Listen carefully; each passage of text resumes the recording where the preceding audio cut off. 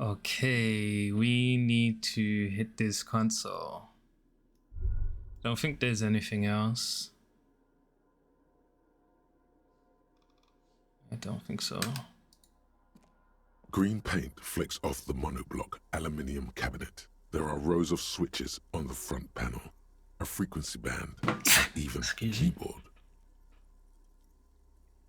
Run your fingers across the keyboard. The keys rattle like teeth. This keyboard hasn't been functional in decades. What is this then? The console of an antique computation device. The generator upstairs, with wires coming out, they terminate here. The lieutenant points to the wires running into the machine. Could this open the blast door? Possibly. Urgence, ouvert, allumé, radiodiffusé. It sounds like this device was used to control the electronics here. Maybe it still does. He inspects the dials. This device was used to control the electronics in the room. It could open doors, control lights, function as a radio computer.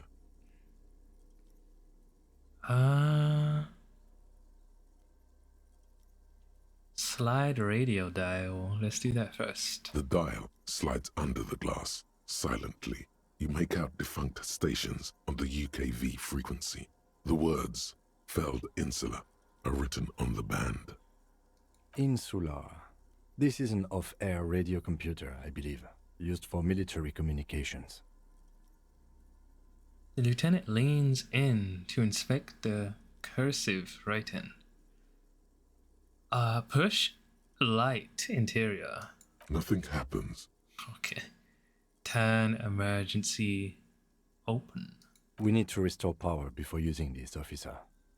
The generator, it didn't look like there was fuel in it. Right. Nothing happens.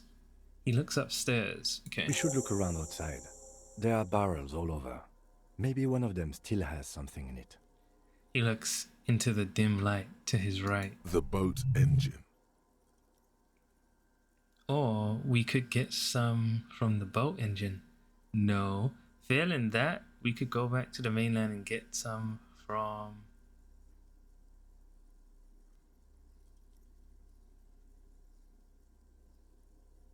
Let's see what he says. My kinema. I don't want to do that. Let's just look around. He shakes his head. The consul stands by, Cool. mutely. Urgence, ouvert. Let's go outside.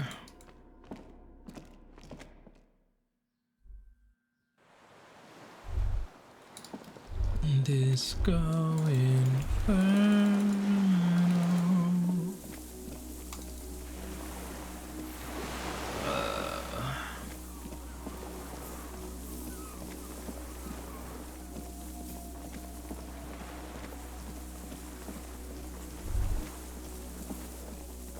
I think he meant outside the way we came then.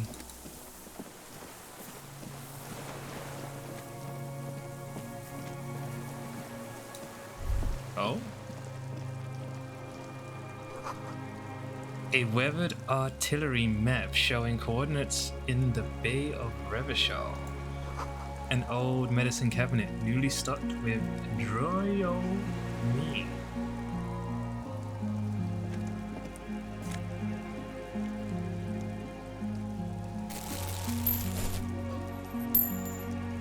There's a rain-soaked mattress on a concrete slab, only half covered by the crumbling roof.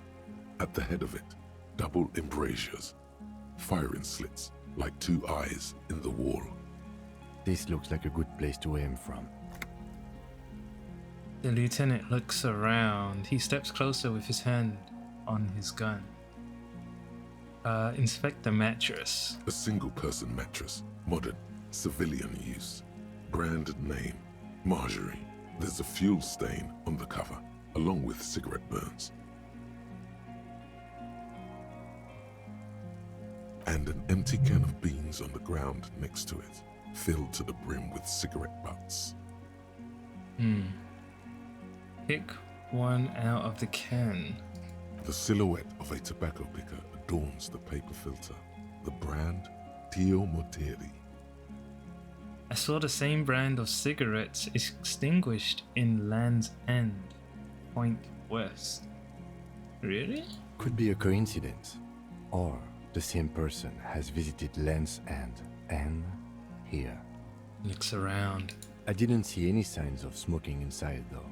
If people live there, they keep it tidy. This here may also be a smoking spot. Inspect. Do you think it's one of the drunks? Inspect the wall. There's a firing slit in the wall in front of you, like a little window. Touch the concrete first. Quite old and grimy from years without cleaning by anything other than the rain. Look through the hole in the concrete.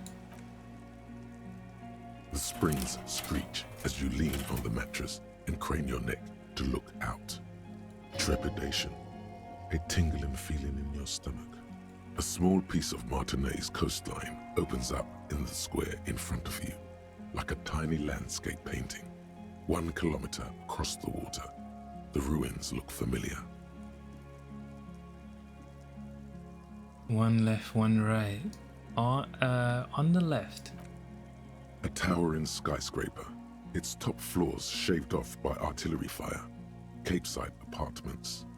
Rue de Saint-Gislain, 33A and 33B. On the right. The red chimney and collapsed back of the 4-story tenement in front of the whirling in rags. Rue de Saint-Gislain, 10. The doomed commercial area. And between the two. The box-shaped silhouette of the whirling in rags. You see a small fleck of white on the rooftop, the upstairs window of Clausia's room, in the rain, reflecting light. Motherfucker. What does that mean? Do you have line of sight to the window? More than that. Kim, with a pair of binoculars, I would be able to see inside the room. Yes, there's an opening between 33A and 10. I could see to the roof. Let's say the first one. A pair of binoculars? Or a scope of a rifle? You'd be prone, lying on a mattress, barrel resting on the embrasure. He points to the makeshift bed. Cheek against a cheek rest, hand on the hair trigger, on a calm day like this. Kim, I could make it. I could make the shot. I don't want to boast. I'm gonna say it. Good. I think we have it, detective. The origin of the shot. This is the sniper's nest. Whoa. Why didn't we come here before? Why? We don't go everywhere in the 1,000-meter radius of the crime scene. That's not procedure. You're right. He looks north, over the fortification, then at the mattress. Then again, his face twitches. He's conflicted for a second. There's guilt there. It takes him a moment to rationalize it away. Could the shooter still be here? Where? He looks behind his back. Right here. Point at the mattress. What? Do you think there's something under it? A tunnel or something? But let's say. But I think on the island is more sensible. You think so? We would see them if they were here. He whispers, pointing to the mattress. But this island, on the other hand. He lowers his voice again. You think he's here? Or she. We should move. He almost whispers, turn away. Give me that. Whoa, fuel canisters. Worth some money. Does it have any inside it already? Doesn't tell me. There's still some fuel in this battered canister, a liter or two. The metal looks decades old. The logo of the automotive manufacturer Elysium has faded on the side.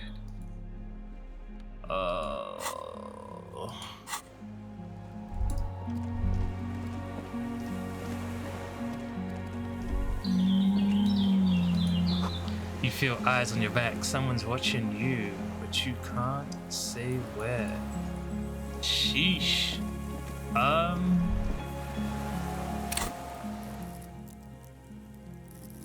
Max this out.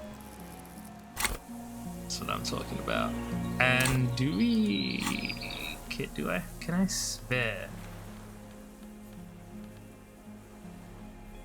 Let's do this. And glasses.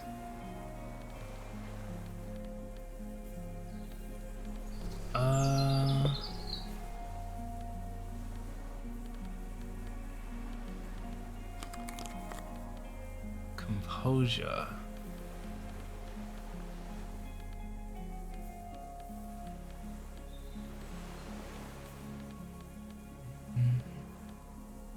Shirt. Can I do that? What's the jacket? Shivers and composure. I do like that. Kind of want this though.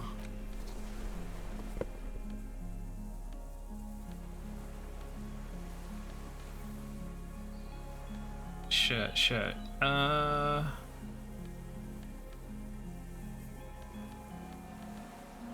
I'll leave it as that for now. I wanted this Esprit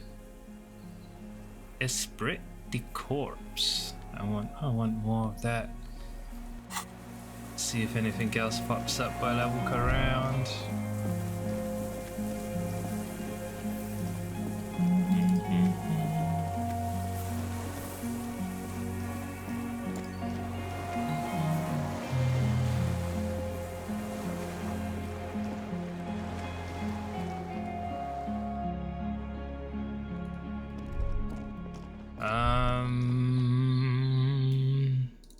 Gotta put it in the generator.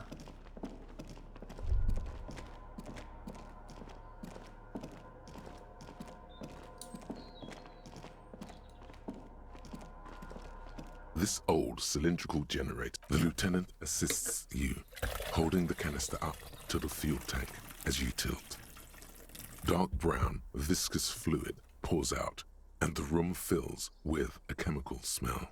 There's a red starter switch on the side of the cylinder and a start rope on the other side. The lieutenant flicks the switch. Pull the rope. The recoil start wakes the old generator up. The machine sputters like an old warhorse before settling down to a rattle. That should do it. Now he knows someone is here, or she.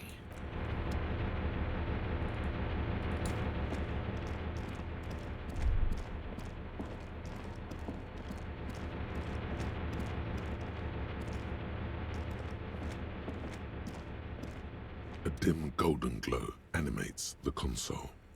Faint, like a ghost light. Urgence ouvert reads one dial key. Allumer reads another. It's on. Turn emergency open. He smiles. Automatic boot. First light interior. The lighting in the room turns on with a sizzle. A dim ambient orange. Turn emergency The open. blast door opens with a series of clicks. A shaft of light appears, then widens as the light shines in. Sheesh. Big door.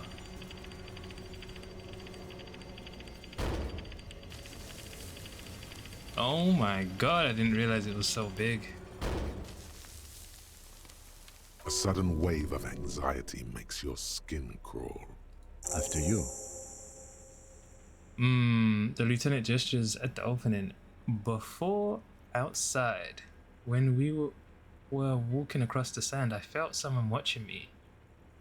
So did I. Not back there, but I felt it since we came here. What's there? Point to the door. I don't know. A thin wisp of smoke rises from a charred black Let's fire go. pit. I'm gonna go outside first. Oh, I think I just cancelled some text. Didn't mean to.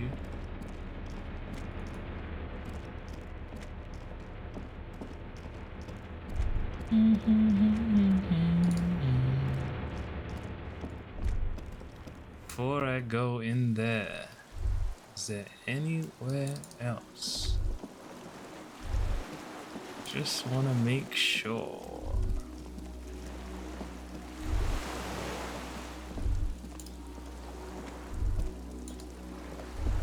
Now that my perception is kind of maxed out, to double check.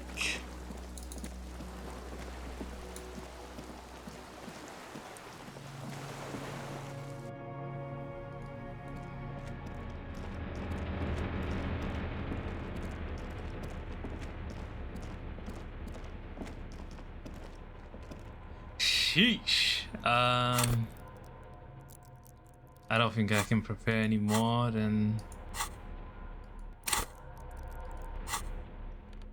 Let's have a smoke and maybe a drink. Do I use a little bit of everything? Motrix, psych. This is so good, man. Oh, I have a lot of this. I'm going to.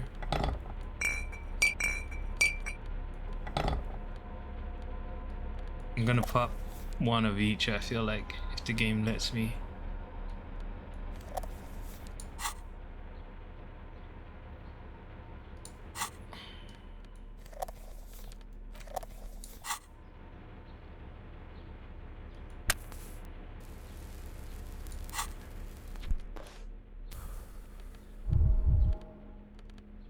He's alright, he's alright.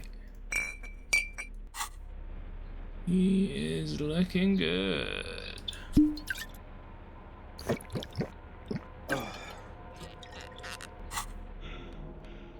Damage morale.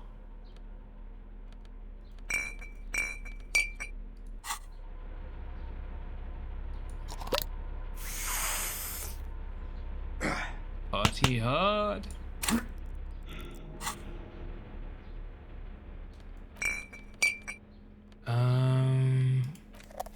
This. I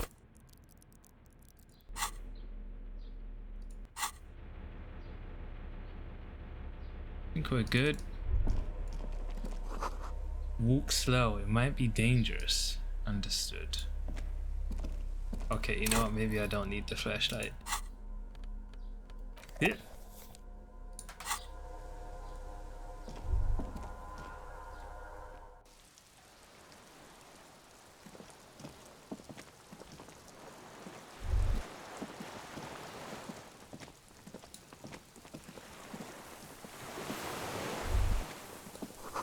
Small white flowers blossom all around you. Same flower. Ooh, dude, the rifle is just there. I saw him. A rubber dinghy. It's deflated, broken. Is he the guy that we saw swimming? Oh shit, don't run. I don't think I can sneak up on him in any way.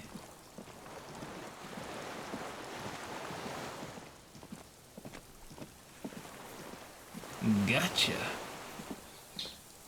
Gotcha, old man.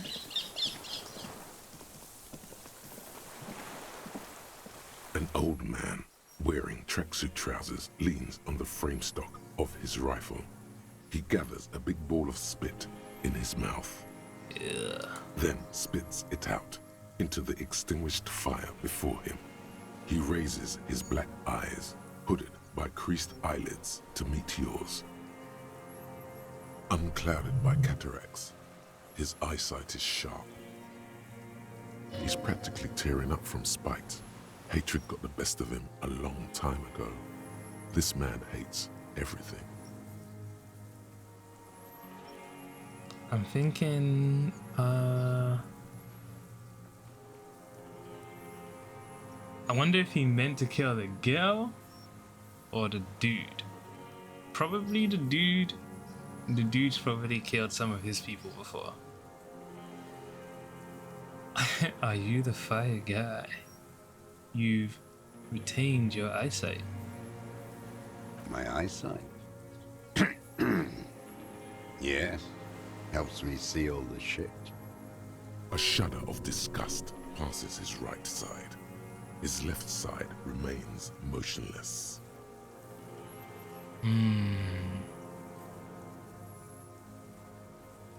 Did you close the blast door? I did. And you opened it. How? He breathes out with a wheeze. I fueled the generator, then used the console. I should have burned that console down. He shakes his head. How did you know I was coming? Reactionary rock and roll music. Playing on the water. He gestures north. Told you we shouldn't play sad FM. But you didn't say that, Kim. I'm gonna say that. It was not rock and roll. It was sad FM. It was not reactionary. It was cool. Say that. The fascists were right about rock and roll. It is degenerate. Hip gyrating, mental illness music. I want to say, are you the fire guy? The what now? I can't hear you. He cups his ear. Did you recently tell two kids to put out their fire? Two twins. I may have. All sorts of little rats have come sniffing around, trying to give up the position. The position sounds like a hiding place. Fire guy. Regressive bourgeoisie henchman. Can't even talk like a grown-up. Jesus. He shakes his head. Nice gun you got there. It's not nice. It's a piece of shit. But it gets the job done. He shrugs. Is that a Bell McGrave? It's a 3-angong 446. A Samaran rifle. How did you get hold of one? It was sent to us by our brothers in the Sinyao commune. Military aid. He pets the rifle. It has stayed true to him. He can still make it sing. The Sin Yao commune? You heard me. It's good now. Like chalk wiped from the board. His gaze turns inward. Sir, I need you to put down that gun so we can talk further. We're with the police. I'm with the police. You can keep the gun, but keep it down. Not one move. Sorry for disturbing you. Goodbye. Proceed. No. Whoa! Whoa! The lieutenant aims his pistol square at the man's head and says, Put it down now, sir. Shit, man. Kim, chill. Or you're gonna blow my brains out before you question me. There's a moment's To silence. hell with it. It's a walking stick anyway. It's out of bullets. The old man lays the rifle down carelessly, then looks at it lying there. One shot is all he had, huh? Like an amputated limb in the sand. Pick up the gun laying in the sand. Hell yeah. His gaze follows your motions. The rifle feels surprisingly light in your hand. Frame stocked and patched in places with tape and wire. Inspect it closer. The rifle's in a shabby state, like a crutch that's seen too much travel. Hieroglyphs are embossed into the forearm, made of walnut. On the butt, you see Vespertine writing, burnt into the wood. Triangong, 4.46mm, made in Sinyao. Sinyao. It's, as he said, it's Triangong made in Sinyao. This uses jacketed ammunition, 446. Worn. Personalized even. Looks like this weapon has seen a lot of use, hasn't it, sir? No response from the old man. The plastic cape around his shoulders rustles in a small bout of wind. This uses jacketed ammunition. Jacketed. Military-grade ammunition. Stable in flight. Good for hitting something that's very, very far away. He says, mostly to the old man. As he speaks, he stresses every word. He's liking this. Stow the gun, conclude. The old man keeps following your motion with his gaze. His right arm twitches suddenly. Some kind of involuntary response. Something is slightly off with his motorics. This looked very much like the murder weapon. It could be used against him to get a confession. In time. Who are you? My name is Josef Lilianovich Dross, Political Commissar of the 114th Anti-Aircraft Division of the 4th Army of the Commune of Revachol. He looks across the water, then back at you. I am a deserter, a partisan, and a prisoner of war. This is my termless surrender. His dull eyes turn to the reeds again, dead and dull. The commune of Revachol? Do you mean the ICM? You're a holdover from the...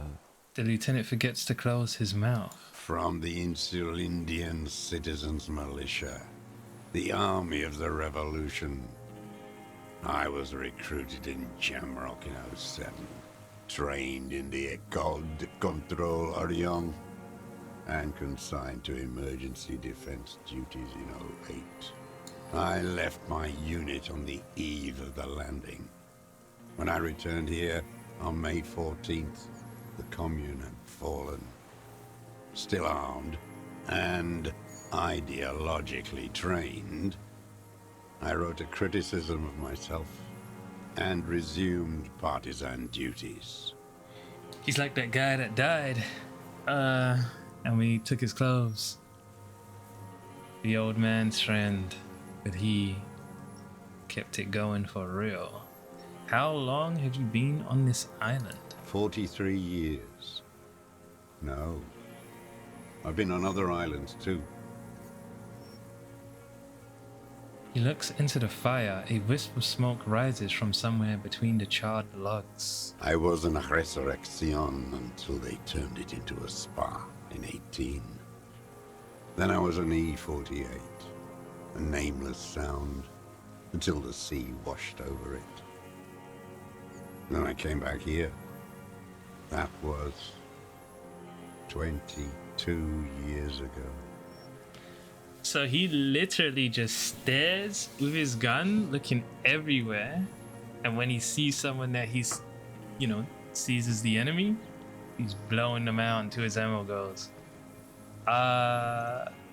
Again, you've been hiding here for 43 years? 43 years and 10 months. That's steadfast. It's not how a human being should live.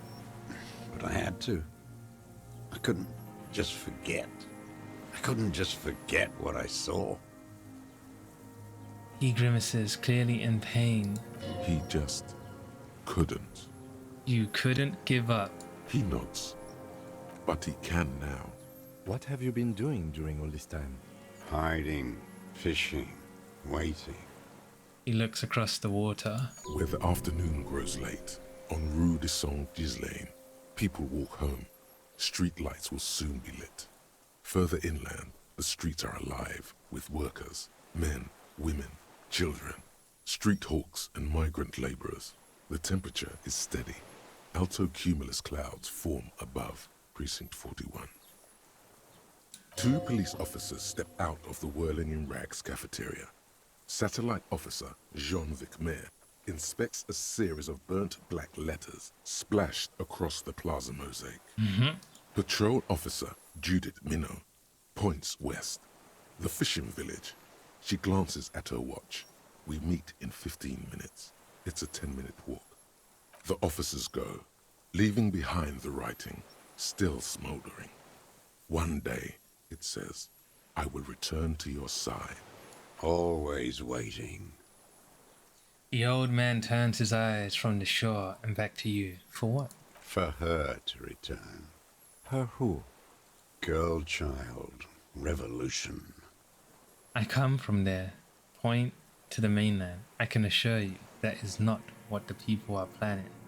I've been there. The city is a tinderbox. It may still happen. I've seen it. Shake your head. Capital is too powerful. The rich are very well organized. Women will always betray you. Let's say this. It won't. Okay. The material base for an uprising has eroded. The working class has betrayed mankind and themselves. He blinks his black The eyes. historic opportunity for a revolution has passed. It will not come back anymore, however hard I try, whatever I do.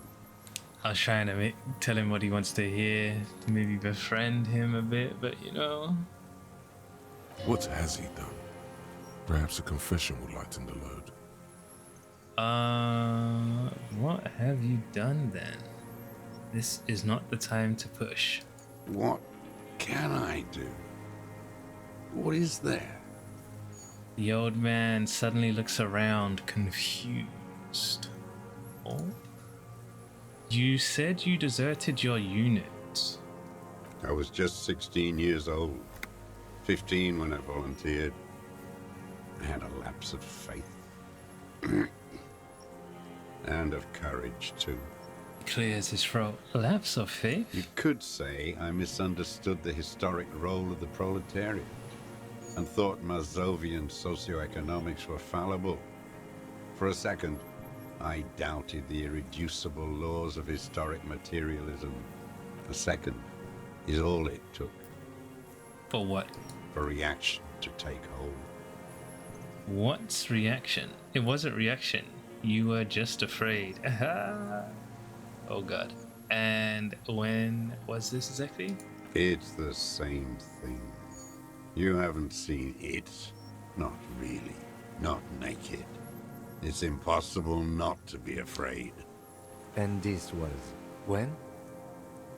The lieutenant instinctively looks to his notebook, but does not take it out. May the 13th, 08, 44 years ago. The horizon was black with coalition airships. Their petroleum rose to the sky, and it looked like it formed the clouds. Storm clouds. When they started shelling, it was dark magic. He looks north. Dark magic? The combined might of international capital. All at once, all the greed and terror in the world tore into Revachol. It lifted streets from the ground and turned houses into ghosts. We were in the flak tower, He gestures toward it. huddled on the floor. The artillery was 80 kilometers away in Ozon, but I knew the commune would fall. We would all be turned into ash. So I said I was going to the map room. He looks east. A terrible shame, still within him. The lobes of his ears are red with it. The shame and smallness of what he became. You didn't go to the map room. No. I climbed the chain link across the water and hid inland, in the bunkers there, like the weakest of the weak. A mouse, frightened at the ordnance all night, and the sound of the rotors in the morning, whirring. He looks at the sky. What was that? Airships. I climbed out into hell. The landing was complete. The chain was submerged. I had to swim back. The fortress was half submerged too, shattered. They'd all drowned in the lower levels, or got torn to shreds above. The anti-aircraft gun had malfunctioned. So had I. I left them without ideological direction. It was real. I'd seen it. I'd seen it in reality. So, he opens his eyes and stares right through you. Some kind of great terror, worse than you've ever seen. Seen what? The mask of humanity fall from capital. It has to take it off to kill everyone, everything you love. All the hope and tenderness in the world. It has to take it off just for 1 second to do the deed. And then you see it, as it strangles and beats your friends to death. The sweetest, most courageous people in the world. He's You see the silent. fear and power in its eyes. Then you know He's silent for a second. What? that the bourgeois are not human. Say nothing, let him finish. I had to. I had to fight it. I had to never stop.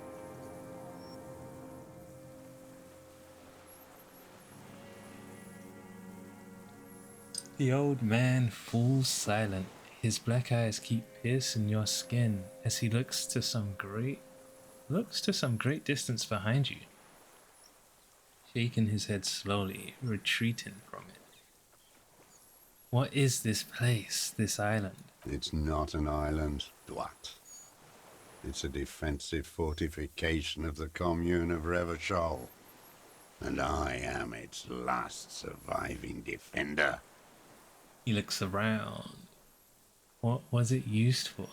The congenitally deformed King Philip II built it to restrict access to the Bay of Revachol.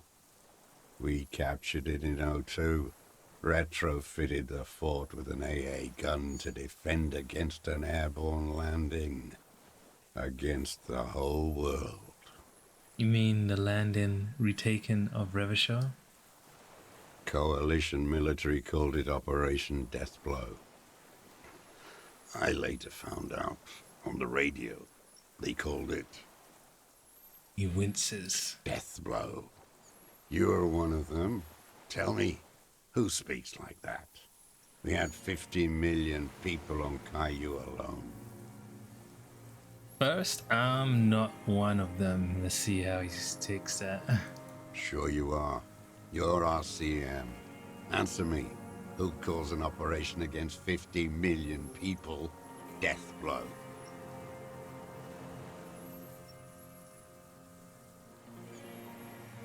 Murderers. I know what you mean. You don't know. You haven't seen it. Iblis. He shakes his head slowly. Iblis? The black-eyed angel. He nods. How have you survived all this time? How does anyone survive? I steal. He looks at his worn running shoes. What do you steal? Supplies, vegetables. Collect rainwater. It's the life of a dog, not a human being. He winces. He coughs once more, then puts his hand on his belly. How is your health, Mr. Dross? I've been throwing up blood since winter. Red, like beetroot. Been passing it in stool, too. He does seem frail. Gaunt for his age. More like 75 than 65. Trouble putting on weight could mean cancer. The RCM can provide medical services. You need to be looked over. I need to die. You don't have medical facilities. You have guns. That's all they give you. Toy guns. A droll smile stretches across his mouth. We also have Druamine. We have Dramamine and other opioid-based painkillers. You must be in pain. This is a serious situation. You need to be looked over and we can do it. That's good. I have been running out of that stuff. A light goes on in his eyes. He smacks his dry lips. There's no way he could manage the pain without them. It's safe to say he is addicted to painkillers by now. You like that Dramamine, don't you? It's the little joys. A dark joke, a sunshiny day, morphine. A crooked smile appears on his face. This is a serious situation. You need to be looked over, and we can do it. There's nothing to look over. The triage is in, and it's black. Administer morphine. Moribund. How have you coped mentally? I haven't. I have holes in my brain. Years missing. Others filled with pain only. A decade of... His eyes roll into his skull and back. I don't even know what. Inferno? Nod appreciatively. I also live in hell. I also have holes in my brain. Point to your head. You notice the lieutenant is about to say something. I'm just gonna say this one. No wonder. All your minds are rotting from the radio waves. I watched the traitors of this city turn the lights back on. More and more each year. Ruins glittering in the dark like a fucking merry-go-round. He nods towards Martinez. It's disgusting. He looks down at his shoes, his face parched from the sun and the wind. There's a wince of pain in there somewhere. Are they not heartbroken? How could they have moved on? How have you concealed yourself all these years? It was hard in the Thames. I didn't have partisan training. They were searching for stragglers, those bloodhounds. Floodlights on the water at night. He shakes his head. He closes his eyes. There were posters, campaigns. We communards still hoped, and they needed to snuff that hope out. The East capitulated. Martinez and Cold City were turned to dust. But Jamrock, Forburg, even Coron, and Boogie Street, of course. Those fucking kips had Marsov coursing through their veins. Damn. He looks south. And others too. Some cordons of Revachol was still fighting. There were cells. I tried to contact them. Soon they all went silent. The frequency's dead. He shakes his head. How did you get between here and the mainland? At night, I used a dinghy. I only went after dark then. When I got to the city, I stayed underground. Patrols, you lot, the commons too. They'd started snitching. He nods toward the deflated tire in the reeds.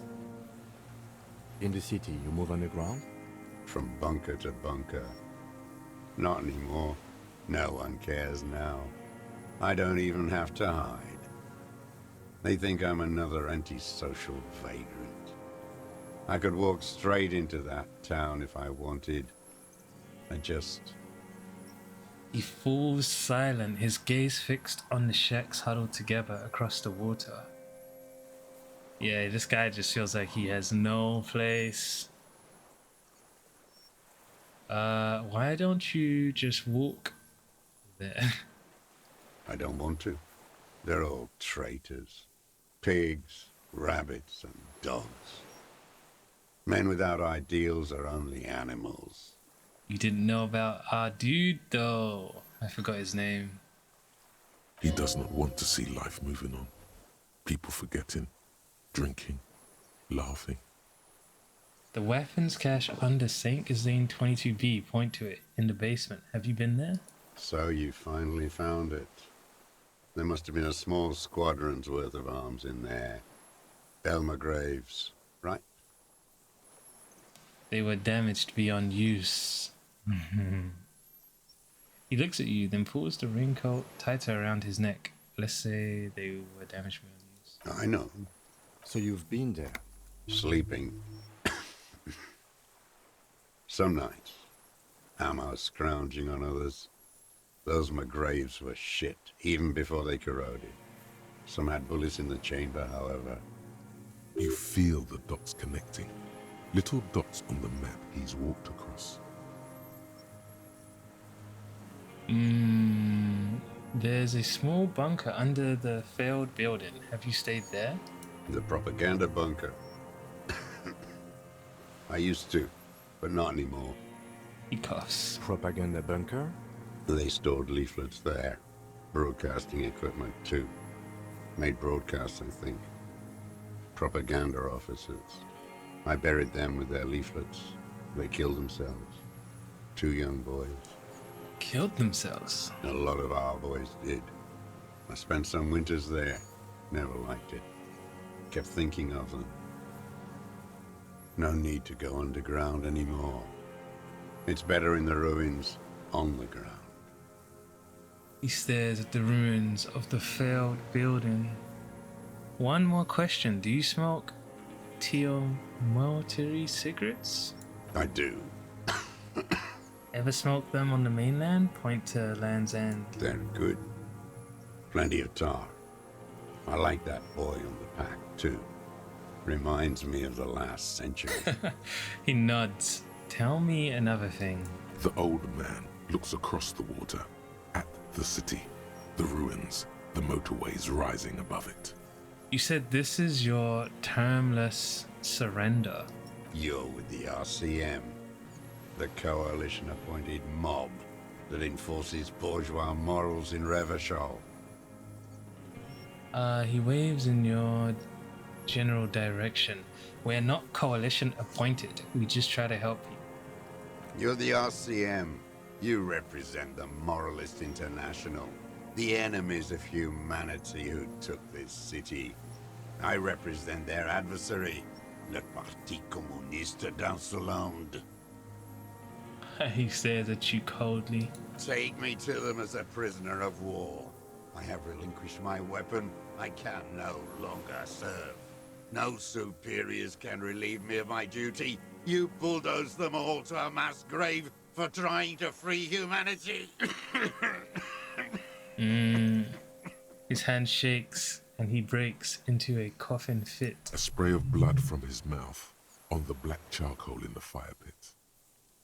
So you're a communist soldier from the communist army? No, I am not a soldier. I am an ideological officer. I belong to the party, not the army. But you said you were trained and assigned to the Defense Corps. Trained in historical materialism, then assigned as a political commissar by the party. These things used to mean something. Wait, what does a political commissar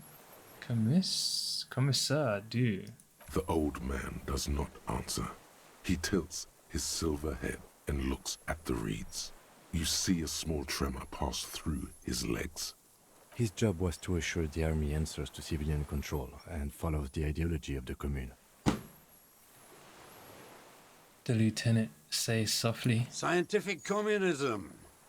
A commissaire politique is a night philosopher of the revolution, a future human. The tracksuit-clad old man is suddenly reanimated. Awakened from shutdown by the promise of ideology, he was like a cleric, a shepherd. So you were like a priest? No, the opposite of that. A future human, not a human of the past. He shakes his head. That means you're a trained communist, right? He nods slowly. Then another tremor. I'm not really into politics myself. You're inert lumpen with a gun. Choose. Detective, we have not come here to discuss ideology. The lieutenant gives you a stern look. He then turns to the old man. We have come to ask questions regarding a murder investigation. The old man spits into the fire pit. He does not say anything more. A jitter passes his lower body. The expression on his face is unreadable. There's some sort of interference there. Neurological. There's definitely something off with his body. Something more than just metabolism, or even cancer. I have another serious question for you. There's nothing serious in this world. It's a farce. What have you been using this gun for? should do this first. Assess his body language. What strikes you about this gaunt man is not the stomach pain, or the cough, or the malnutrition. For a man who spent 44 years in the urban wild. He is surprisingly okay. Indeed, he speaks fluidly. His movements are rapid, if erratic. His voice, despite the cough, is there. It is capable of expressing complicated ideas. Above all, he seems animated. Animated by what? It's a mystery. This animation comes at a cost too.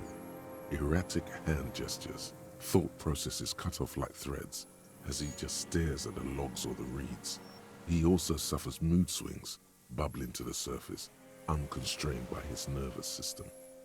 Great leaps of emotion, from anger to grief, despair.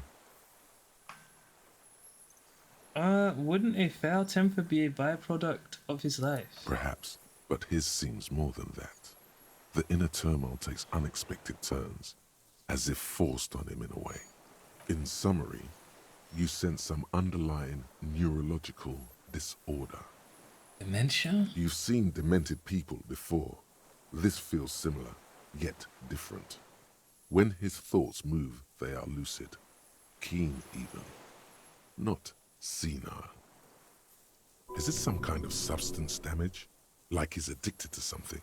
Not only the painkillers he's clearly on.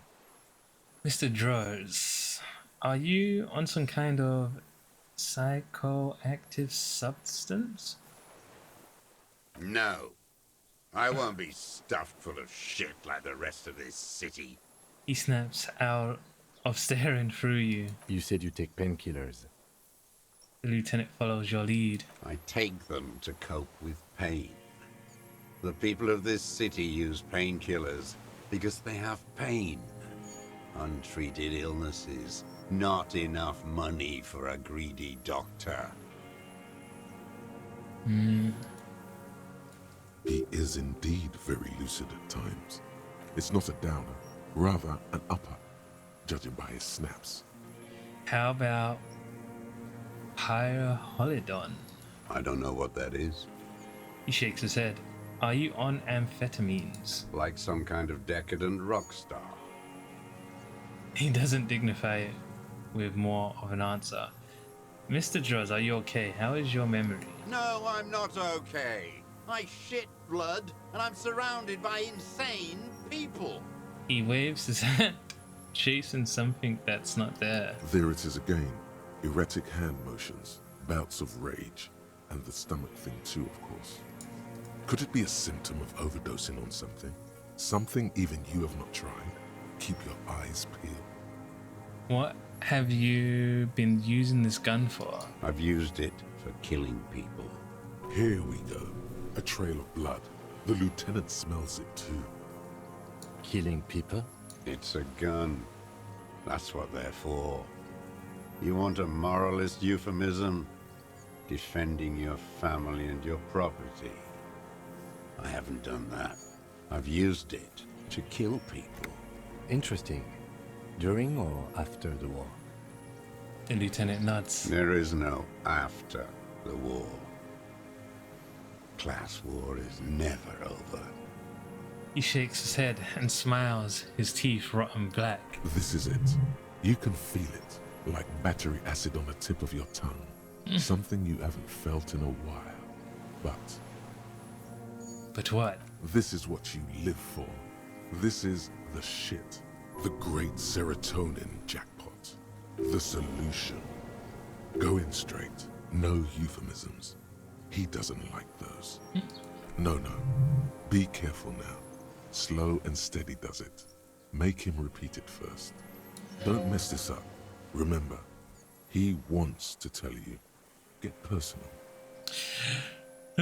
So you're saying you killed people after active fighting stopped? Did you use that gun to shoot and kill a colonel of the security contractor? I know you want to tell me. Have you killed anyone with that gun in the last week or two? Wait, so which one do I say then?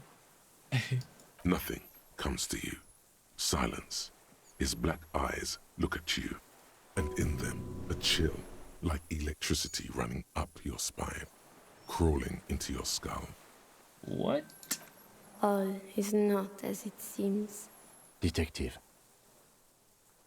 The lieutenant turns to you with well-disguised impatience. Damn it, ask it already, he wants to say. I wonder if he's taking the fall for someone. He might be. He might just be taking the fall for someone. Or the guy that died faked his death.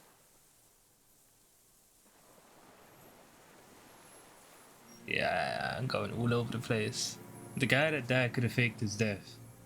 And he's his friend covering for him. They feel the same. So you're saying that you killed the boy, did you?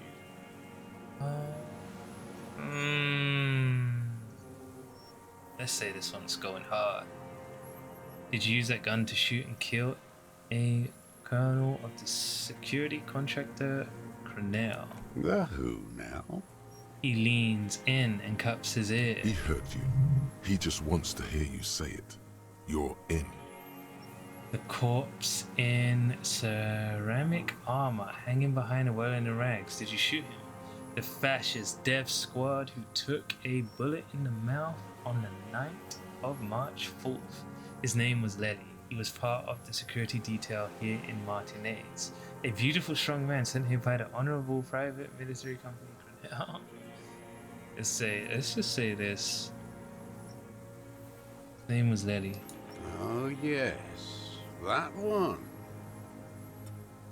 Ugly piece of work, that boy. He looks up at the sky and clacks his tongue. Did you kill him? The lieutenant takes a sudden step toward him. I am a son of a welder and an officer of the commune of Revachol. I do not collaborate with murderers and pederasts of the liberal regime.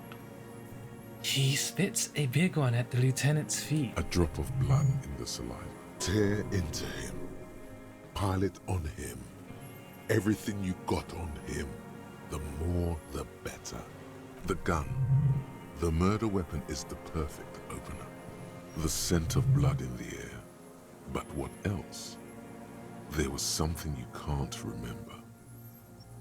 I don't need your cooperation. I've got this. We've done the ballistics. Point to the tower. The shot came from the silent. Come on, what am I forgetting? Hit yourself in the side of the head. Yeah. Wait, here it comes. The goddamn Maybells. The dried Maybells on Clausia's roof. Oh, yes. There were Maybells in the grass when you got here.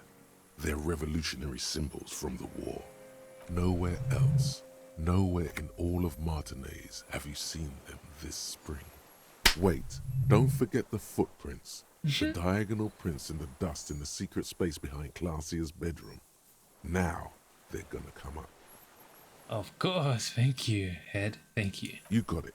Remember, the boot prints were like no modern soul. Maybe don't beat yourself anymore, though. You're not immortal. There were Maybells behind the victim's window. Show him the dried flower. I wonder what brand of boots you're wearing. Everything is brands with you individualists. Who cares what brand my shoes are? Sansa, He looks some at shit. he looks at his running shoes covered in mud. Show me the souls, please, Mr. Duras. Fucking imbecile. The old man stretches out his leg. A black and white spiral pattern covers the sole of the worn out old running shoes on his feet. Don't remember if that's them.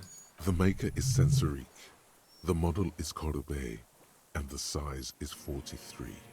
These are not the unusual horizontal patterned soles you saw in the dust on the floor of the hidden room. They do, however, seem to be about the same size. The size fits, but not the sole. The lieutenant comes to the same conclusion. Let's hit this. Red check though. Let's do it. Sire, he doesn't have to be wearing them right now. People change shoes. It doesn't mean you weren't there, near the room the victim died in, sneaking around. Racking those brains, are you? He squints at you. Desperate to report something back to your masters? They must have really loved that dead fuck. Black pearls gleaming with hatred. The lieutenant gives you a quick sideways glance and nods to acknowledge. The prints were his. You can see it in those eyes. He can't keep them from flickering, looking for something. The old man stares at his own prints in the ash around the fire. Silent suddenly, some strange process within him. A gush of wind. Seagulls in the distance. More. He's gonna crack. But you need a little more. There were Maybells behind the victim's window. Show him the dried flower. Damn Maybells. The whole island is turning white with them. He looks at the blossoming field behind you. He seems tender suddenly. Nostalgic even. A strange mood swing. So many this year, too. The spring is coming. No, it's already here. Wash the filth away. I haven't seen these flowers anywhere else in Martinez, only here. They blossom on the islets before. We fertilize them with our blood. Resurrection was snow white in May, before they ruined it.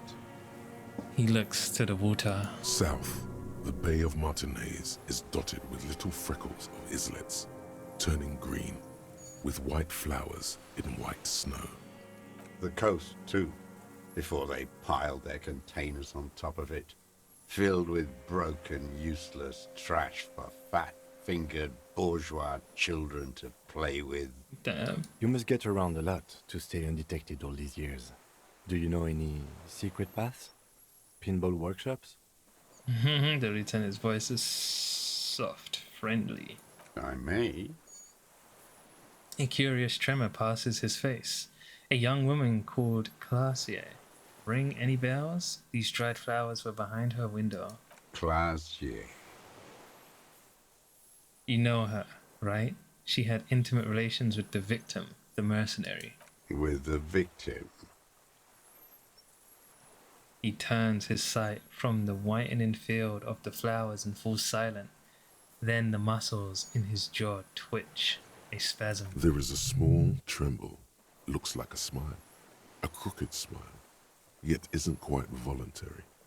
He's about to burst. Almost. But you need one more. Just one.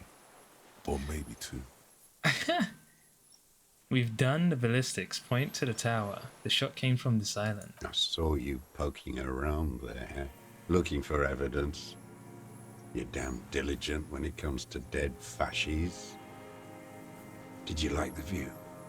A jitter passes him. You had direct visibility. There are embrasures in the concrete, specifically meant for a top follower to use. And you had a long-range rifle in your possession. The lieutenant softens his voice. You've been here a long time, Mr. Dras. Too long. You clearly need medical aid. I'm ready to die. The man interrupts him, then I've coughs. done my part. It's the best uninterrupted line of sight. Yeah, uninterrupted line of sight into that window in all of Martinez. The view was perfect. With a pair of binoculars, I could have seen in the room. I'm gonna say that. Because it's a sniper's nest, you stupid fuck. Radio Gosh is right. You have worms in your brain. Another sudden twitch, then one more, one in his right eye.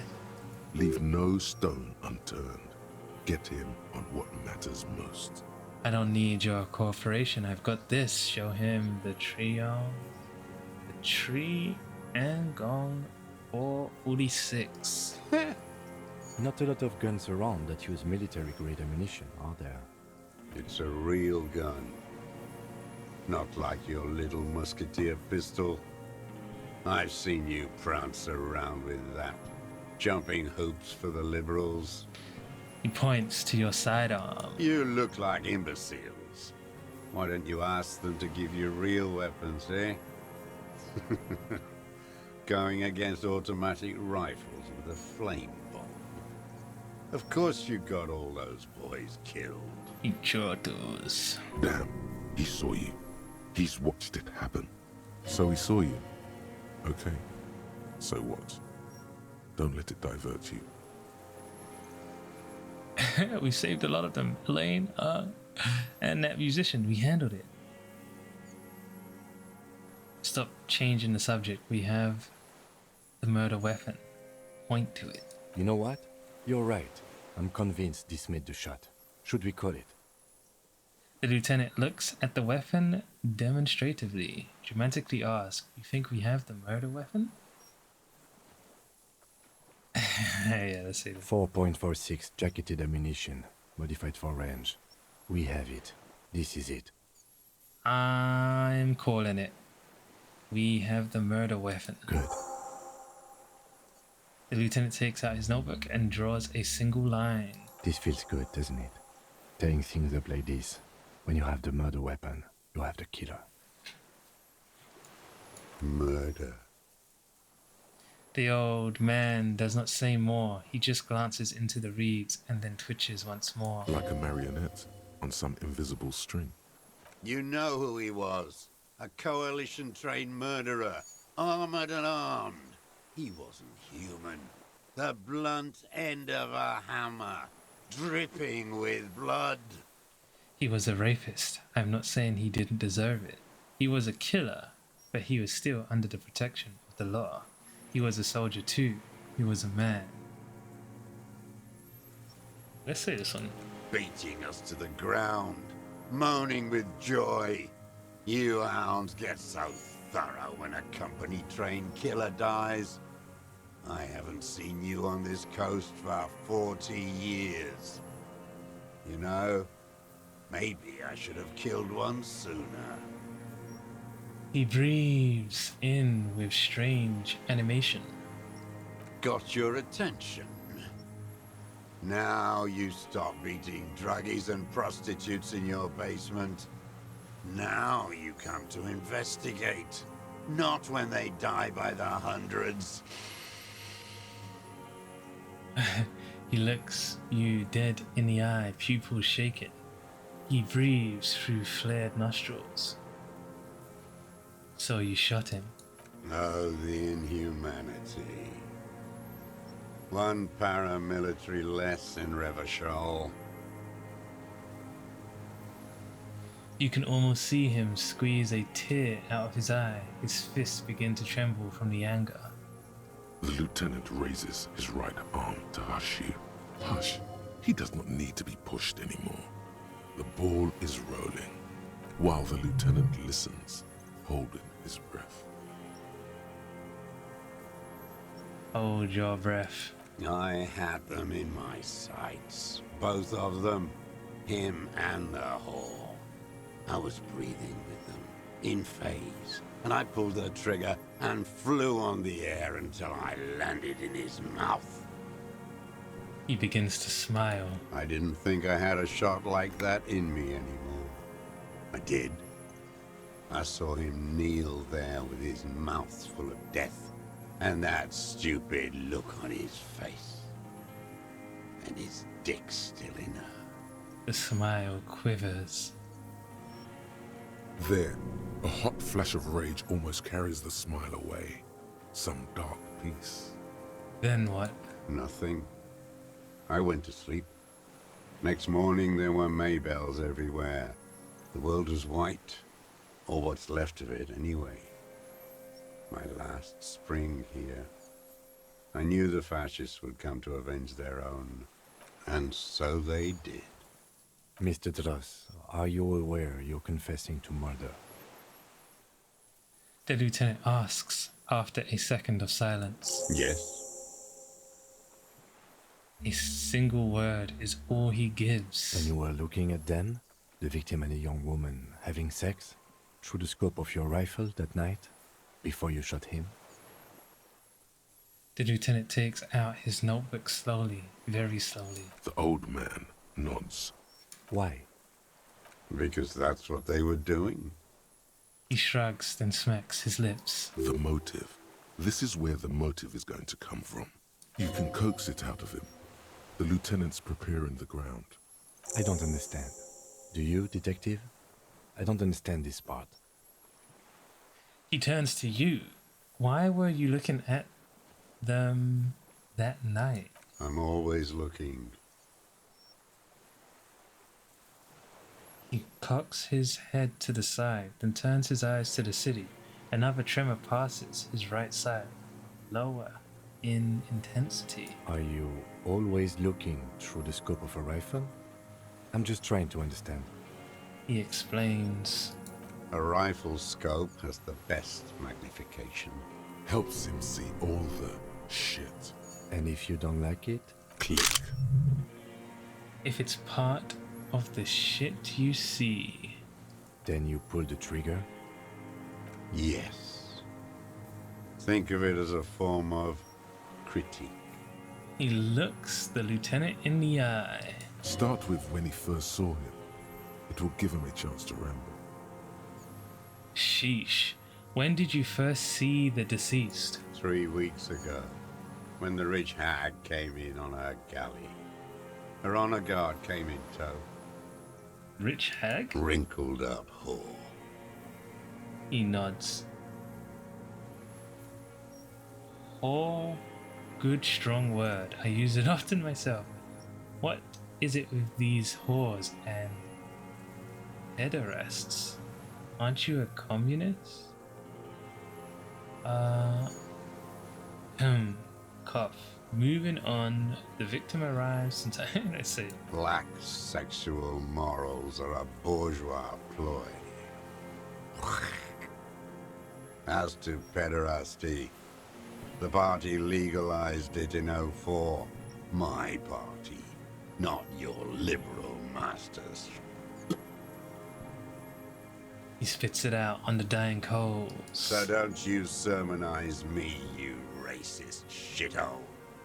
It's still bourgeois when the bourgeois does it, fiddling with their sexual organs. He adds, Some strange glandular process takes place in him at the thought, like yeast rising. And anger too, in addition to loneliness. the lieutenant coughs. They moved into a deserted apartment above the roundabout. Radio equipment out for all to see. Reactionary radio playing, sloppy and drunk. I've seen their kind during the landing. Those Occidental and Mesk phalangs weren't conscripts. Boys like us. They were whites. All they know is to destroy and hurt. What? Barely alive. They like to kill while they're on their drugs. After the landing, in the burning years, I would take shots at them. End them. The worst ones, if I had a bullet to spare. I could see they've returned now to show their real face. The face they don't dare show their bourgeois voters back on Mundi with their families and polyester clothes. What specifically did you not like about what you saw the night of the murder? Them. Fucking. I didn't like that. He looks at the charred wood. So you were jealous? Jealousy is a reactionary concept. I didn't like the Reaver enjoying himself. Drugged out, soothed in the arms of a young woman. I wanted him to die so he could not enjoy life anymore. And I wanted to see his head explode. That too. She should know better than to hold a child murderer between her thighs. I knew he'd be there for one more second, writhing. That's all it takes for the bullet to reach his head. Now that I think of it, I wasn't aiming for his mouth. I wanted his brains to spill out on her. But you can't have everything. He squints. And he shrugs. This man has seen past her, like you did. And now he longs to see her covered in blood, to punish her. How long had you been watching her? Since she came to Martinez. I saw her sneaking in the reeds early in the morning, behind the Fell building. It was dark, still winter. She didn't have her skimpy outfit on then, just a spot in the night, moving. Past the Fell building on the coast? What was she doing there? Hiding something in the water. She had a fag after she'd done it. I was up in the ruins there. She couldn't see me, but I could see her, smoking. She was nervous, but not scared. And beautiful. And beautiful. That, too. He nods. How could you see what she looked like? You said it was dark. The sun came up. Her hair was like cobwebs. She smoked more fags and snorted a line of whatever shit she was on, right there. She needed it, just to move. He shakes his head. What do you think she hid there? Her passport and tickets to Villiers. And from there to Cachet Brut. This is the hidden voice she told us about. You looked into it. After she was gone, He nods. Did you keep what was in it? When we found the submersible, it was empty. no. Why would I do that? I didn't need tickets to Villiers. I put them back. If I wanted to extort someone, I'd do better. Are you sure? We checked the submersible. There was nothing there. Why would I need that trash? I'm not going to Villiers. He looks to the reeds, confused. There it is again. The strange neurological state he's sometimes in. Moving on, did you continue watching her after this? I did. She had a face like an archipelago, with those birthmarks, and a body hard and lean and bruised all over, black and yellow. I could see she's taken a beating. He almost smiles. I could see who she was, too. A spook, on the run. Revachol's the cloaca of capital now. All the bagmen and arms dealers end up here to do drugs and have sex like animals. You could tell she was a spook? From the documents? She had different color hair on the photo, and glasses. Forged. Some sordid bourgeois affair. I've heard about this kind of thing on the radio. How did you see all this? The bruises, that she was beaten? I'm not blind, am I? He shakes his silver head. Sheesh. Reaction speed. How does he know those minute details about her body? It quickly comes to you. The bruises on her body. Any chance you've seen them through a hole in a wall? Ever see her through a window on a roof? Hole in the wall. Oh, yes. Cutting those drugs of hers into little lines with a knife. Masturbating. Everything in him fills with impossible longing, all at once. Did you make that hole? With a clip point knife. Good for listening in, too. For hearing the moaning and the snorts. Damn. Damn. Ever see her through a window on a roof? Like that, too. Yes. Bending like a bow against the glass. You've been through the secret route behind the whirling in rags. Those were your footprints there. Just changed your shoes. Move on. I've been through all of Martinez. Every nook and cranny. And that too. Yes, that too. The things they did in that little room. What she'd do to feel good. Funny the way light works. He shakes his head almost in awe. You turn it on inside, and it gets so dark out, you can't see a man looking in. I learned that in the 20s, when they were still hunting me. I've seen people do some shit, but He keeps shaking his head. You hear the familiar scribble of the lieutenant's pen. A quick glance at you. One more loose end down. We're doing this, detective. How did you get in there? The hidden pinball workshop. I can just walk in there now after a good wash. I told you, they think I'm an antisocial. Closing hour is a good time. The kitchen's empty. He left the key on that bush. You had to open the steel door in the kitchen? How? I got that open a long time ago. Some bourgeois game merchant lived there. I don't know, 15 years ago. He left spare keys all over, and I took one. Then I saw her turn the light on one night in my scope. He points towards the whirling in rags. Andy found use for it. A spare key, like the one hanging behind the Union Box window. You wanted to punish her, so you killed him. You had feelings for that woman. Let's say this. There's nothing to hold on to. Only this. It's not enough. The coals of his eyes glisten suddenly, like stones dripping with water. Is he crying? Man needs to feel something else. In this fight, it helps if you have your eye on something there. It's weakness, I know. There have been others? Yes, over the years. It's not unproletarian to feel something. Was that why you left the dried flowers behind her window? No. He starts to shake his head again. A sunflower on a withered stalk. Why then? I don't really know. I was there one night and she was crying, like a child, in the corner of her room on the floor, like she does sometimes. When was this? The day after I killed him. And you brought her Maybells. Yes. I don't know why I do the things I do anymore.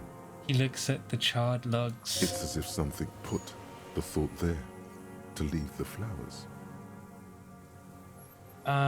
You wanted to console her. You wanted to manipulate her. Something put the thought in you. A compulsion. What do you mean, put? He raises his eyes. They're round and wide. A brief flash of terror. I just got this feeling from what you said. Do you agree? Maybe. I told you, I have holes in my brain now. I wouldn't just sit here waiting for you. He lowers his head and just stares at the A logs. sudden pang of rage. If you came 10 years ago, I would have killed you. He wipes his eye. In the silence, the lieutenant draws a line in his notes, then nods at you once more. One more down. You wanted to punish her, so you killed him? She practically breastfed that man. You wouldn't believe the things she let him do to her. He shakes his head and stares at the You ashes. stare at them too. In your mind, her innocence day still turns to leaf, airport bag in hand, silks flowing in her wake. The dream. See you tomorrow, Harry. Her voice rings in the evening air, burning. Just sidetracking. You saw through her, so did I. She deserves a good punishing. I hate women too, you know. I'm not like that. I don't think like that. Men are insane. Shake your head. Let's say this. The world is insane. He raises his gaze. Something glimmers in there. Then it's gone. So in conclusion, it wasn't about him. It was about her. Her. He repeats, staring at the ashes, then the reeds. There's a twitch in the corner of his eye. The lieutenant nods at you in acknowledgement. Sheesh. That's it. Motive. We have it. Where is she, that Clasier? I haven't seen her there for days. The old man looks at you. She got away. We don't know where she is. She got away, but she led us here first. She figured out someone was watching her from the sea fort. We arrested her. Locked up with your masters, like I'll be. Maybe we'll meet? He She kept looks. staring into the scope, you know. In the end, like she knew. He looks. I mean, she didn't know it was you, but she knew someone shot. Of course. He looks to the city. Staring at the island. The fort. Like she knew I was here. It doesn't matter. He adds, to no one in particular. Midtown, across the Bay of Revachol, snow falls on 40-story towers. Above them, Elysium Central Aerodrome, a cocoon suspended in the snowy sky by a web of suspension wiring, encircled by hybrid aircraft.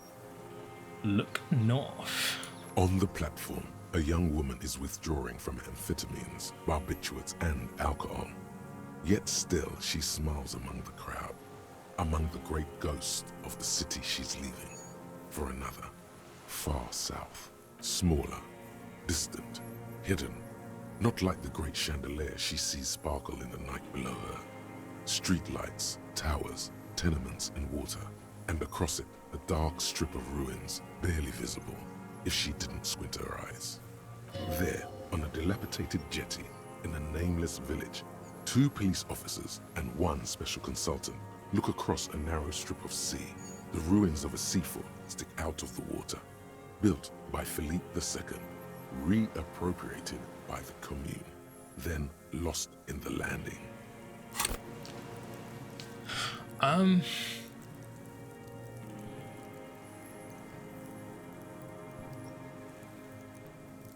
thinking to do shivers.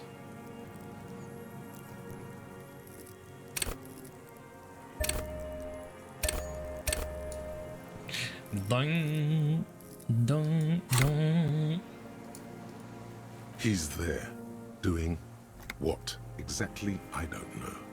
Satellite Officer Vitmer points at the ruins. Behind that anti-aircraft something. That's why we can't see him. Special Consultant Heidelstam is optimistic. We'll see the boat when he comes. Let's go get a coffee until then. I know this interesting little place. Where? His voice trails off as the 3 walk down the jetty. As the men go, Patrol Officer Minnow looks back over her shoulder at the crumbling fortification in the snowfall, like a rotten tooth rising out of the water. Good luck, Harry, she thinks. You need something good for this. We could get more. We've got him talking.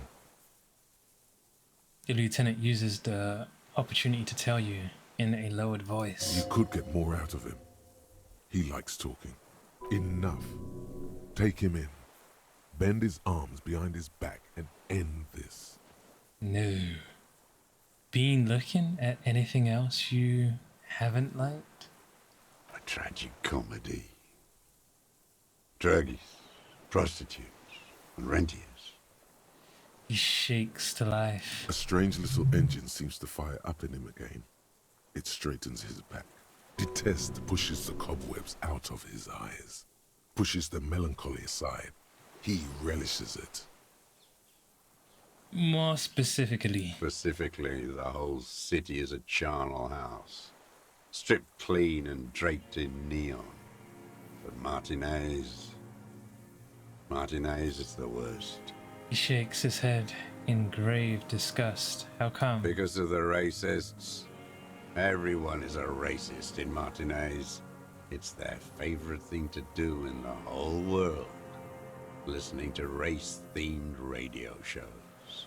In the ruins, in their lorries. Points inland. Pumped full of steroids and Radio Revachol 92. Race this, race that. It's all sanctioned by that Social Democratic Union and the farce of a Social Democrat who runs it.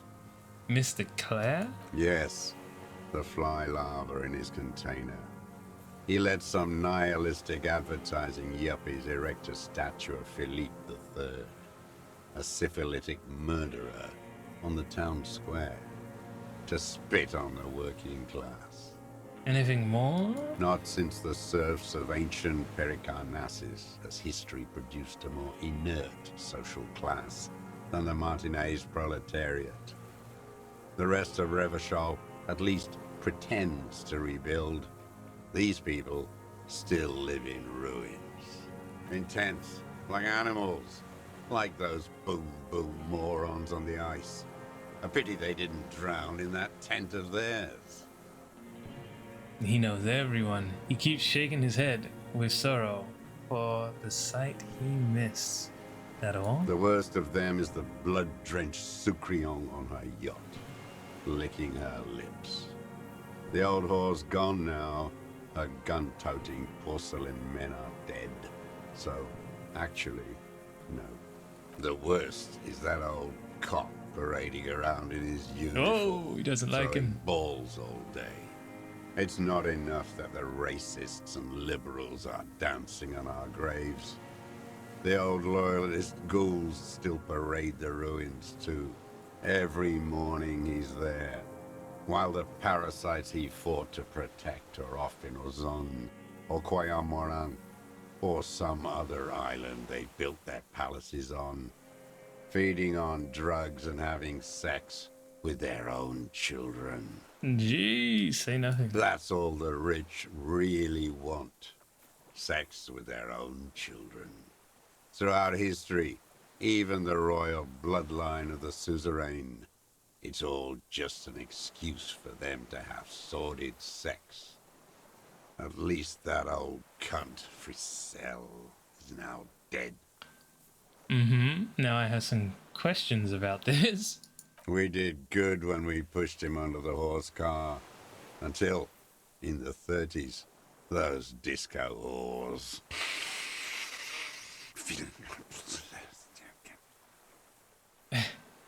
He breathes in, his breath heavy with hatred. You cannot make out a single word. The disco whores are too much.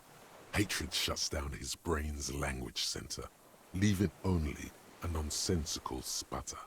What was that about? Steroids? It piqued your interest. Ask about that cock on parade too. Make sure you get everything here. Disco horse? Whores. Is all he says. Even a word has to be pushed through his teeth with great force. Rage seeps too hard. And the racists on the gates, pumped full of steroids? Yes, steroids. A racist on steroids. You mean Measurehead, right? What is your opinion on him? What is my opinion? You think the rich man has an opinion on this idiocy? Is the rich man on the radio telling you his opinion? No. The rich man's looking at real estate and fiddling his kids, wading through the corpses. He answers for you, this guy. By the way, I have internalized his Welton Schwang. What? Oh, I'm sure you have all internalized your fair share of racism at the RCM. You don't have to tell me. It shows. Can't stop talking about some kind of head-measuring man. The lieutenant gives you a nod. Go on, he seems to say. Keep talking about the head-measuring man. Politics yields information from this man. Gets him spilling facts. You're right. I too am a level-headed, moral person unaffected by Measurehead. I, for one, do have an opinion on Measurehead that people need to hear, and it's not positive. Ooh, this is. You moralist types are all crypto-fascists, eternally fascinated with lurid race topics, helping the ruling class conduct their swindle, keeping the inane conversation going on Channel 4. The rich man doesn't care about complexion. He rules the world, and he laughs at your moral soliloquies. He stares into the dead embers. You mentioned the Union is social democratic, and Mr. Clare a farce of a social democrat. Another hideous disappointment. Unions are the real enemy, the true enemy of the proletariat, placating the masses. He pokes at the ash. Who's a disappointment? Everett Clare? That deformed toad? I wouldn't expect him to wipe his own ass. I mean, the brains of the operation, the smart one. Edgar. You mean Edgar, Everett's brother? He talks a big game about uprising and social base. They must have sent the smart one to some university in Le Jardin, where it's alienation this and hegemony that. The old man chortles with a nod. He's been sweet-talked by this Edgar. They must have met in person for such animosity to have developed. Well, we are not the first people you've met from the city, are we? You can't live alone. He stopped poking at the ash now, just shakes his head. The Clares wouldn't miss a man hidden in their own backyard. Not all this time. Nothing happens in Martinez without them knowing. Of course. Maybe the Clears asked him to. Don't go straight for the kill. Ooh. Exhaust everything else first. Soften him up. Have you approached them? I haven't approached anyone. I hid. It was Edgar who came to me. How did he know you were here? He didn't just stumble in like an oaf. He figured it out.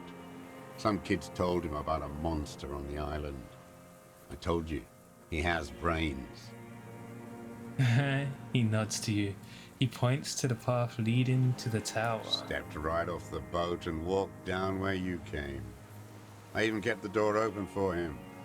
Thought he was a man of the left. Wouldn't rat me out. I was right about one of those things. When was this? 20 years ago. Neither of them could walk now, could they? They were less fat then. What did you talk about? Edgar did the talking. Paid his respects like I were a fossil in a uniform. Offered platitudes about the struggle. Flaunted his pink degree. Even quoted Marzoff. Never trust a social democrat who quotes Marzoff. Oh, and charity too. They love their charity. Offered me blankets and social housing. I still have the gas cooker he brought. He suddenly remembers, and he let you be here. Let me be here? The ZOC is an unlawful successor of the Commune of Revachol. We took this fortification from the Loyalists. Even the Clares understand this. He looks around. Mr. Dross, did you kill the Krenel mercenary for the Clares to incite a riot? You know why I killed that fucker, Dwat. As to Edgar, I'm not doing anything for that swine again. Shit, he shakes his head. Again? What have you done for Edgar before? Tried teaching him some Marzovian socioeconomics. They didn't stick. We parted ways. Damn, man. Damn, man. Might as well. I'm not gonna ever get to do this. Shit, we'll wait. By the clock. Arrayed in his colorful uniform, you mean Renee? Every fucking morning for 34 years. Throwing that ball. One ball against the other. I've always loathed that game. That is not a working class game. I don't care what they say on Radio June. He grinds his teeth in rage. Royalist ghouls played like it was life itself. Click, clack across the water each day. And that uniform, like a parrot plumage. I won't even mention that he's a traitor to his race. A petanque maniac Race traitor. He makes the sound of balls connecting. Now, I don't know about... Whoa, let's back off before you get too agitated. Just not... I remember him. I remember him from La Noce. Not him, personally. His make and model. There were tens of thousands of them. I thought we took them all out before the liberals came to their rescue. We missed one. He points to... I remember him. He points to his black eye. That one. With his shaky finger, he points to the city towards the crater near the plaza where a long pine tree stands. There doesn't seem to be a single person under the pine today. Not even Gaston. Alone. There's no one there. Fat and plump. Like a pheasant. Just begging to be popped off. He doesn't hear you. Please, Mr. Dross. Shoot me. A grin stretches across his face and he says very softly, He whispers with such predatory hunger. It borders on longing. "You'd like to kill him." Not yet. I like to look at him strut around, place the crosshair on his medals, right on his face, and just fiddle the trigger. Think about it. Let the bomb melt in my mouth. A treat. Better served for later. He's a pleasure delayer. Save the treat for later? He is a juicy bonbon, that one. A real treat for the black day. The blackest. When I put that gun in my own mouth, I think, no, don't waste it. Put this lead in that cock, René. For the boys he killed.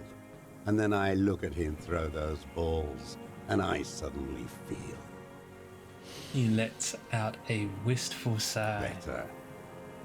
I even hid one bullet, so I'd always have one for him. Haven't seen him around lately, strutting around. Must be down with arthritis. I hope it hurts like hell. I hope he sweats blood. I thought they kind of had the same. Anyways, the lines on his face straighten as he looks inland. Hearing it may destabilize him. You sure you've gotten everything from him?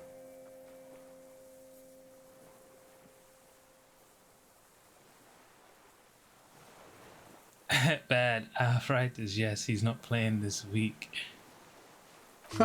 Yes, of course. I hope it hurts like hell. I hope he sweats blood. Must be torture. Not to be throwing his balls for a whole week. He seems to relax a bit. He seems relieved. Could he have been worried for him? He reminds him of himself. The same hatred. The same. You try to think of another thing, but no. It's just the hatred. They are veterans of the same war. Somewhere west in Coal City, his enemy is lying in a dark room on a metal slider. In L'Auxerre Municipal, like he will too. Soon. Half of the war between these men is over. With an agitated gait, Satellite Officer Jean Heron Vichmer paces the jetty, 22 kilometers east in Martinez. What could he possibly be doing there for so long, he says. Police work?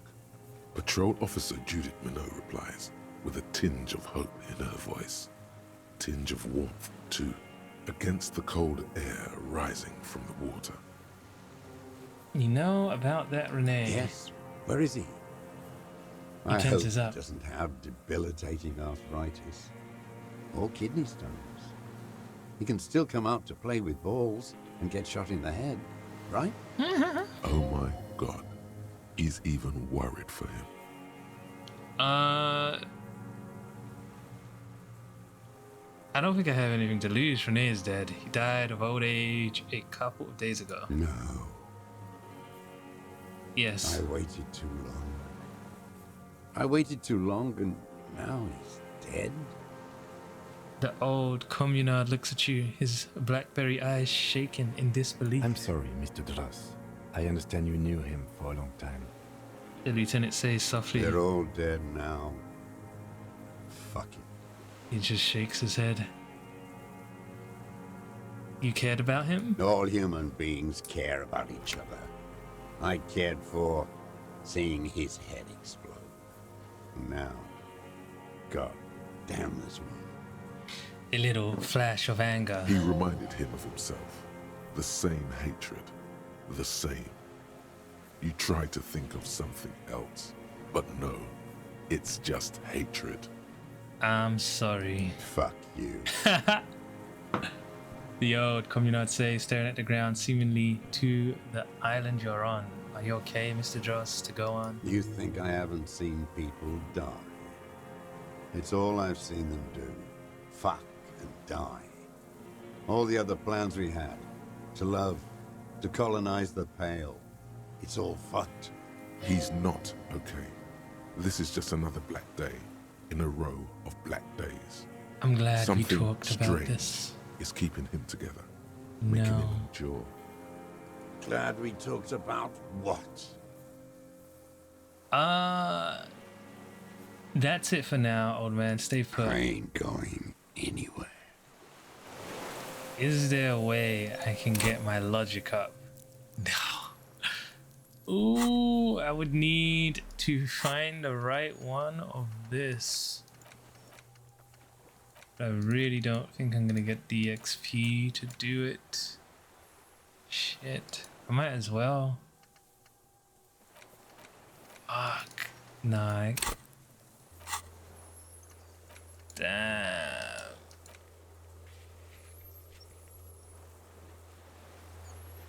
Ruby said you were a notoriously corrupt cop, La Putra Madre's peon. That's why she was scared of you. When you get the chance, call your station and find out more, if you dare. I could do that. What the hell? I don't know if I should arrest this guy yet. The air smells sweet and scary somehow. Sheesh.